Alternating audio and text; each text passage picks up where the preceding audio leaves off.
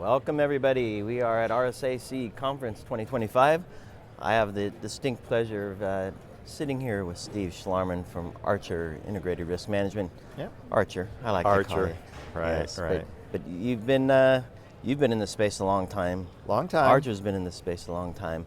We're not going to waste time on saying who you are. Well, maybe your role quickly for me. Yeah, I'm a Senior Director of Product Management. I'm focused really on our risk management portfolio of products. Right. And there are other portfolios. And there's our compliance as well. Exactly. So we'll kind of touch on all of that, but Yep. I'm thrilled to have you here. I'm sure many people know of Archer. It's passed with RSA security, deep roots in GRC. No question about that. But you haven't been settled in. You've been busy the last few months. Yeah, we've been really focused on launching our new platform, Archer Evolv.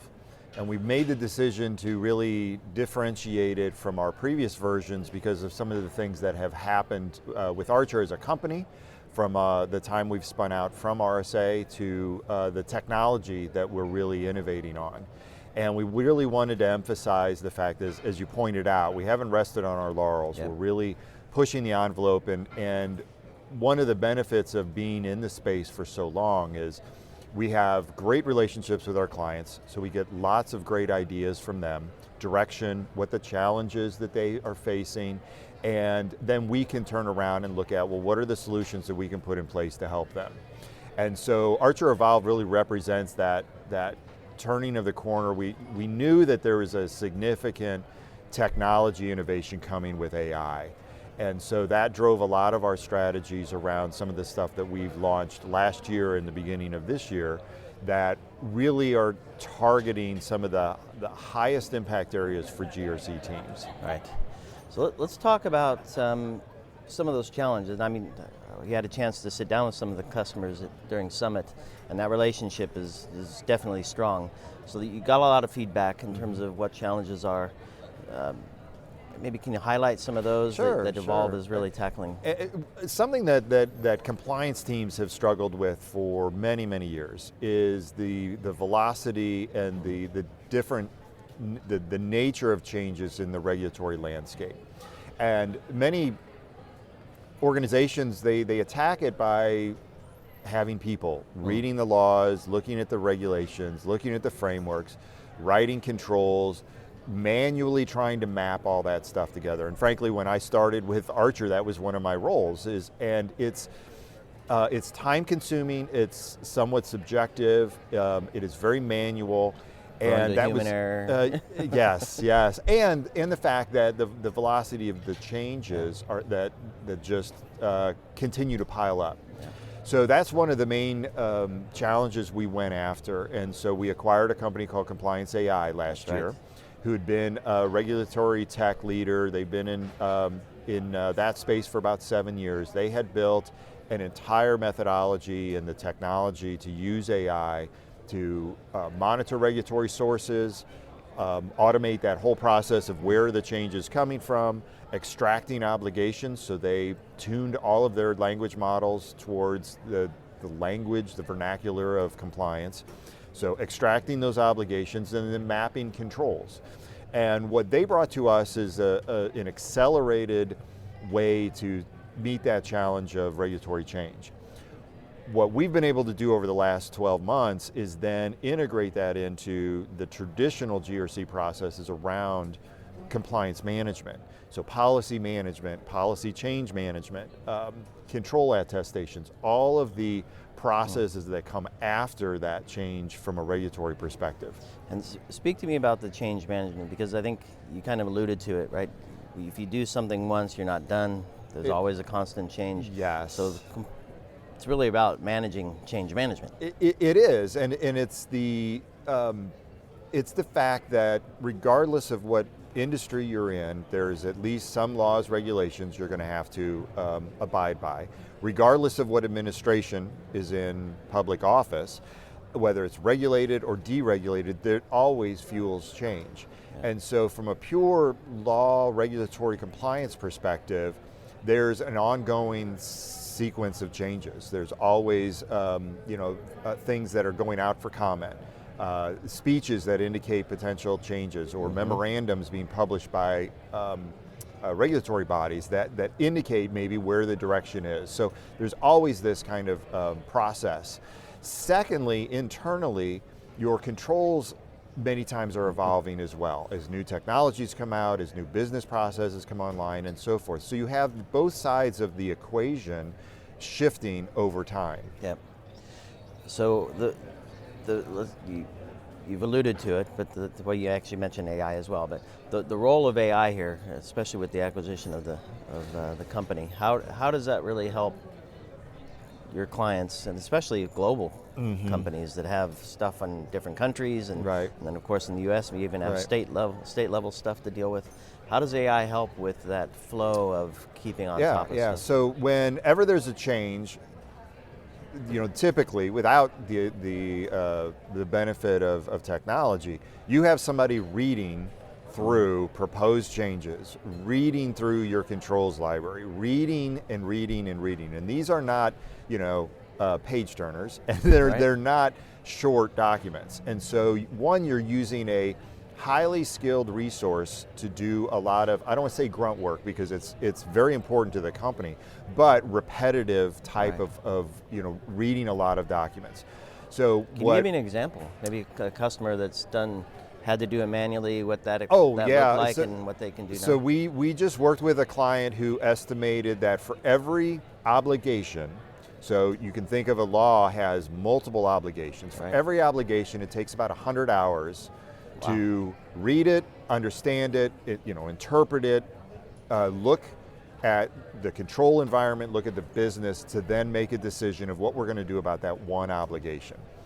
So, and that was their number. They estimated that, and that's a significant number. They also estimated that their regulatory landscape had about 40 to 50,000 obligations when they look at it from that perspective. So once we implemented and we looked at that time, it dropped down to literally a few hours per obligation. 1 or 2 hours, because the system was going through all of the proposed changes, pulling out the language that says you should do this, you must do this, or you must appoint a chief privacy officer. Those kind of just very straightforward obligations, and then presenting that these are the obligations, these are your controls. Do you have a control that maps to that? If so, and does AI help with that as well? And AI helps with that as well, okay. Analyzes both that. The other interesting thing that we've built is the idea of gaps and conflicts. So you could, for example, the age of consent to opt into a marketing program may be different across different states. So you can imagine, which one do you apply? Which one do you apply? So we can use AI to say in this state it's 18 years old, in this state it's 16 years old, and then your policy says 17. Okay, so you have a gap, you have a conflict. Which one are you wanting to implement? Do you want to take the most stringent? Do you want to take the route of segmenting by geography? So it basically speeds up that entire process. I have a lot of questions. We'll see how we get going here. The first one I want to maybe look at is kind of the ROI of controls, which might lead me to the next one depending on where we go here. It's easy, we're sold controls all the time, right? Ways to mitigate risk, ways to mitigate attack, ways to respond to compromise when it happens. Lots of implementation of controls, which adds complexity to the governance piece, right? And demonstrating compliance. But we might overdo it in some cases. So how do organizations use what you provide to maybe tune and kind of rein in some of the expenses and the team effort that goes into actually managing all that stuff? So there's different types of controls. You have the controls that you must do. So on the compliance side, if the law says you have to do something, then that's a pretty cut and dried situation. The place where you can adjust is really how much risk do you want to accept or expose yourself to. Now, in the traditional approach to risk management, many companies come up with 5x5 heat maps. You know, they rank a very qualitative or subjective measurement of likelihood and impact. We've taken the tack that really the next evolution of risk assessment is to do it in a quantitative manner. So we've built a very accessible enterprise approach to quantifying loss exposure. Okay. And so it replaces the reds, yellows, greens, that kind of subjective measurement of risk with much more tangible measurements. And it's really a more faithful representation of the risk. So when you quantify what the loss exposure could be, you now have a sense of how much I could be impacted by specific risk events. Does this help with executive level communications? Absolutely, because hey, you have 5 reds. Which one should we invest in? Right. It's very difficult to have that conversation. Right. But when you stack rank them by loss exposure and importance to the business, that helps that first initial conversation. The other thing that we're really expanding is the idea of cost of controls. Right. So now when you actually go through the effort, which it is an effort, but the benefits are amazing. When you actually estimate the cost of what these controls what you have to pay for them, whether it's implementation of a system or it's time and resources, you can now then make the decision, this is how much we're spending on controls. Right. This is what the exposure is related to those controls. Are we making a good investment decision? Right. And then you're having a very straightforward business conversation of, this is what you could be exposed to, this is how much you're investing, maybe we need to invest more because we want to bring that exposure down. Right. Maybe the business feels we could take on a little more exposure and we're going to move some investment and resources over towards going after business opportunities. And ultimately that's really what a GRC platform should bring you, is that kind of business conversation. It's not check the box, yes, right. we did this. It is something that really helps the business make a better decision. Yep. I love it. And I have a dream, and I'm glad you kind of led me to this. I have a dream that security and risk teams have so much information and knowledge about the business that they can really have an impact on how the business functions. So you just gave if we're doing less in managing risk and managing controls, we can do things more strategically in terms of business capabilities, new services and things like that.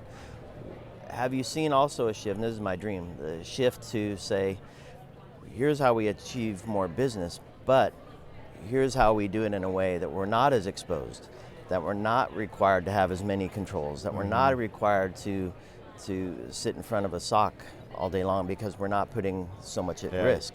Yeah, we just had a client meeting yesterday where that's the state that they've gotten to. Okay. And they've done it through diligence and discipline and really taking the tact of they've costed out their controls, they've implemented quantification with us to help identify that loss exposure, and now it's very similar in the security world. We look for ways to automate the closing down ports, right. And doing all of that operational stuff, which frees up the security operations resources to then focus on, okay, maybe emerging threats, maybe some partnering with the business, helping them go after new opportunities, those kind of things that you really want them to do rather than stare at a screen all day.